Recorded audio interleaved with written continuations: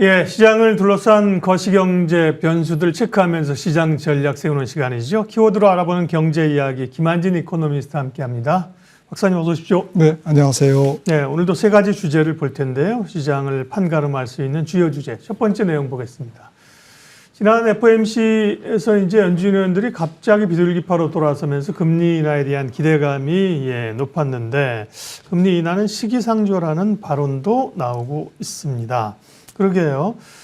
뉴욕 연은 총재가 그런 얘기를 하면서 시장을 좀 진정시키려는 그런 모양새를 나타냈는데 글쎄 뭐 종잡을 수가 없네요. 한 달 했다가 또 안 하는 건지 어떻게 되는 겁니까? 네, 좀 종잡을 수가 없습니다. 네. 네, 파월 의장이 너무 이제 강력하게 그러게요. 기자회견을 했기 네. 때문에 조금 뭐 시장의 금리 인하 기대감을 조금 더 불쏘시개 네. 역할을 했는데요. 사실 FOMC 그 다음 날 ECB가 있었지 않습니까? 네. ECB에서는 굉장히 뭐 금리를 무조건 물론 동결했습니다만은 굉장히 보수적인 입장을 취했죠. 그래서 뭐 매파적이라기보다는 신중론. 아직까지는 금리 뭐 인하까지는 내다보고 있지 않다라고 이제 얘기했고, 이어서 말씀하셨듯이 이제 연준의 제2인자인 존 윌리엄스 뉴욕 연은 총재도 조금 파월과 상반된 약간 다소 다른 얘기를 했어요. 네. 아울러서 뭐 라파엘 보스틱 애틀란타 연은 총재도 조금 시장의 기대가 조금 앞서가고 있다. 연 2회 인하는 좀 무리다. 라고 이제 얘기를 했고요. 대표적인 비둘기파거든요.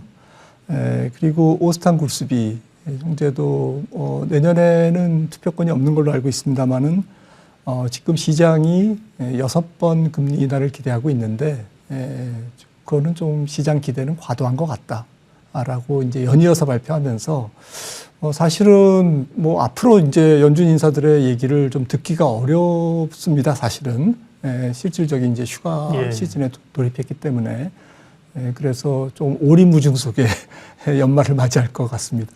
그러게요. FOMC에서 파월 의장이나 그런 연준 의원들의 점도표 찍은 거 보면 상당히 전향적이었어요. 이분들이 갑자기 왜 그러지? 그런 생각이 있었는데 견지하는 목소리도 그 안에서 나오는 것 같습니다. 그러면 내년에 금리 인하의 시기와 폭이 얼마나 될 것인가. 근데 점도표도 상당히 전향적이었기 때문에 점도표를 보면 3번 정도 내년에 금리를 인하할 수 있다는 거거든요. 그 정도 가능하다고 보시는지 또 시기는 어느 쪽으로 보세요? 네, 과거의 금리 인하 행태를 봤을 때, 뭐, 지금 어느 시기랑 적합한지에 대한 조금 의문이 있습니다. 네. 단순하게 비교하기가 어려운 것이 아직까지도 뭐, 이번 주에 근원 PCE 물가가 발표됩니다만,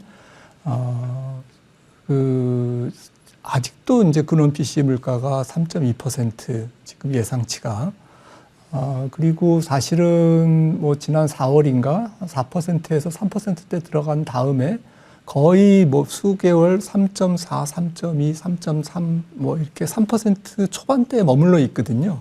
그러니까 하반기 들어서 근원 PCE 물가가 잘 안 떨어지고 있습니다. 네. 그런 상태에서 시장이 기대하는 조기 피벗이 가능할까라는 의심이 조금은 확산되는 연말이 되지 않을까라고 생각을 저는 하고 있고요. 결론적으로 점도표에서 물론 연준 의원들 19명 중에 11분이 3번 이상 금리 인하를 점쳤습니다. 점도표에 표시를 했었는데 적지 않은 뭐 숫자가 3번 이상의 금리 인하를 표시한 것은 맞지만 좀 되짚어 보면 지난 9월에 12명이 12월 FOMC에서 한 번 더 금리를 인상했다고 그렇죠. 얘기했던 분들이라는 거죠. 그래서 종잡을 수 없다고 말씀하셨는데 과연 12월 점도표도 액면 그대로 우리가 조금 100% 확신하기는 어렵다라는 것이죠. 결국엔 데이터 디펜던트.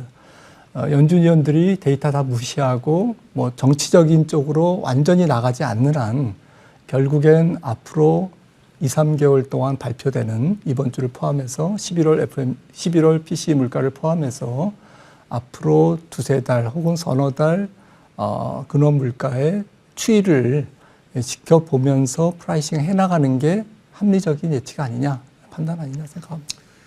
시장은 뭐 3월부터 금리 인하를 예측하고 있지만 김 박사님의 시각은 이전에 말씀하신 거나 오늘 말씀하신 톤을 정리해 보면 상반기보다는 하반기 금리 인하. 네. 그렇죠. 그렇게 본다면 사실 세 번도 할 수 있을지는 가봐야 한다.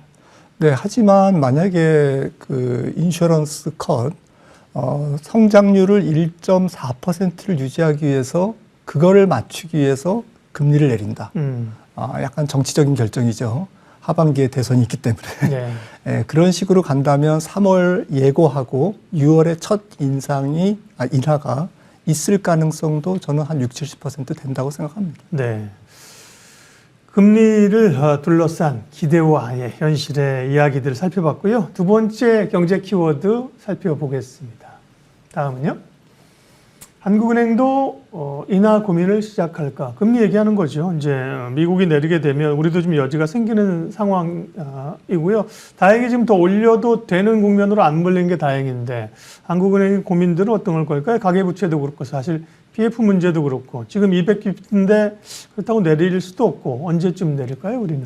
네, 참 애매하죠. 사실은 연준보다는 일찍 금리를 올렸고요.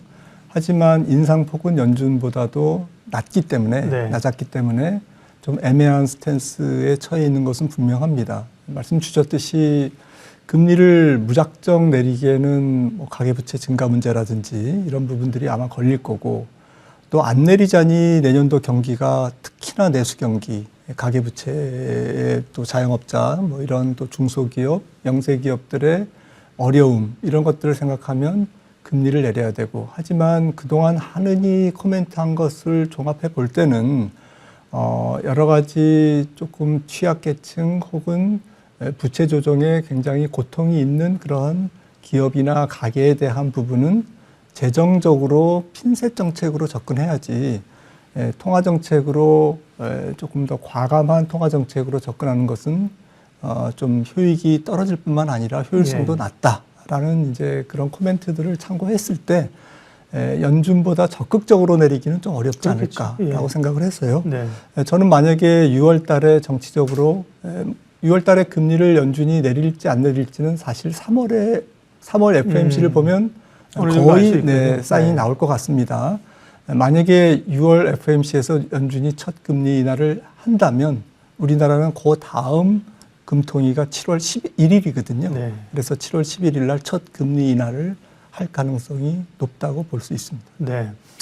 시기와 폭의 문제지 어쨌든 금리를 여기서 미국이 이제 올려가는 분위기가 아닌 것은 명확합니다. 그렇다고 하면 이제 금리는 인하 쪽으로 그러면서 달러도 좀 약해질 수 있습니다. 그러면 원화라든지 아시아 통화가 강세로 가고 우리에게는 외환시장 안정과 함께 외국인들의 수급에 좀 숨통이 트일 수도 있을까요? 이 문제가요?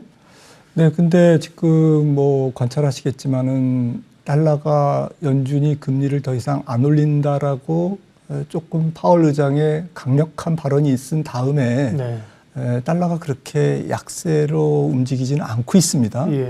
그 이유는 뭐 ECB에서도 뭐 발표를 했지만 내년도 유로존 경제가 그렇게 시원치 않다라는 거죠. 1% 미만의 낮은 성장률.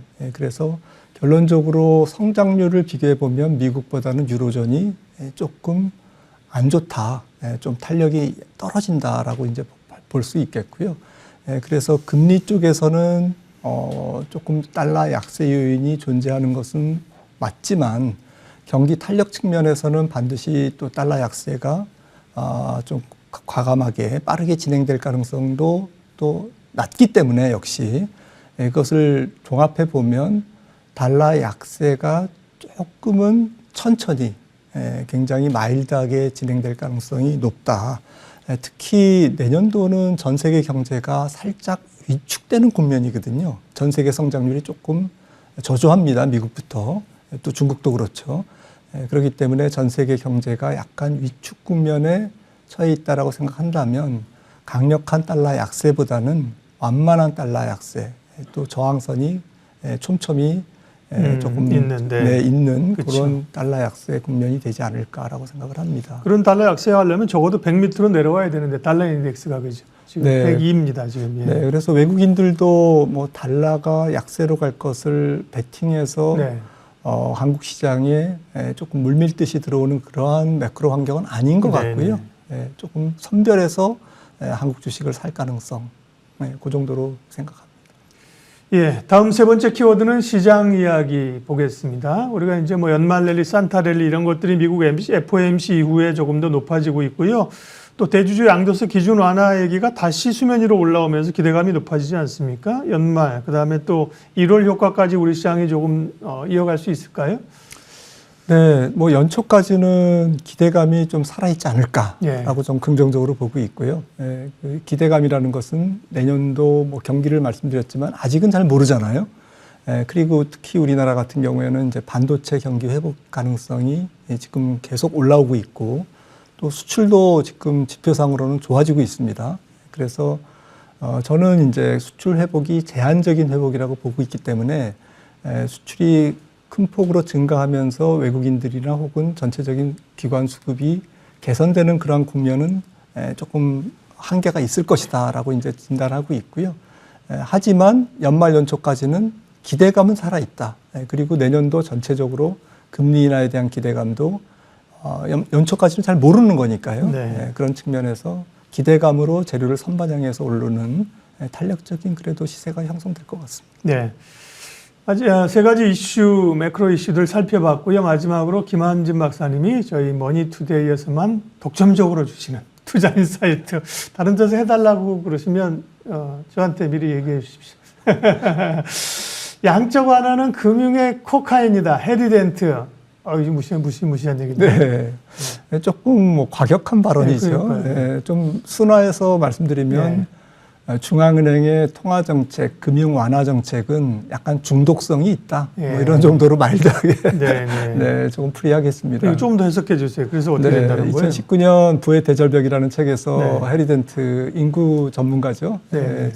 책에서 얘기했는데 그러니까 우리가 지금 실물 경제나 자산 시장이나 특히 주식 시장이 그 중앙은행의 양적 완화 혹은 폭넓은 유동성 팽창에 상당히 길들여져 있고, 그리고 그게 없이는 살아가기가 어려운 중독에 걸려 있다. 그래서 중독성은 좀 좋지는 않은 거잖아요. 자율적으로 경기가 돌아가야 되는데 오히려 중앙은행이 완화 정책을 하면 그게 경기에 영향을 줘서 자산 시장에도 훈풍이 분다라는 것은 약간 주객이 전도된 꼬리가 몸통을 흔드는 그런 양상인 것을 좀 꼬집어서 해리덴트가 얘기했는데 지금 또 적절한 표현인 것 같습니다. 네. 좋게 보면 돈을 많이 풀어서 그 돈의 힘으로 사실 유동성으로 주식시장이 가고 있고 더 갈 수도 있는 거고 좀 그런 쪽으로 보면 그에 따른 우려가 좀 있을 수도 있다. 이렇게 해석하겠습니다. 키워드로 알아보는 경제 이야기 김한진 박사님 오늘도 함께해 주셨습니다. 고맙습니다.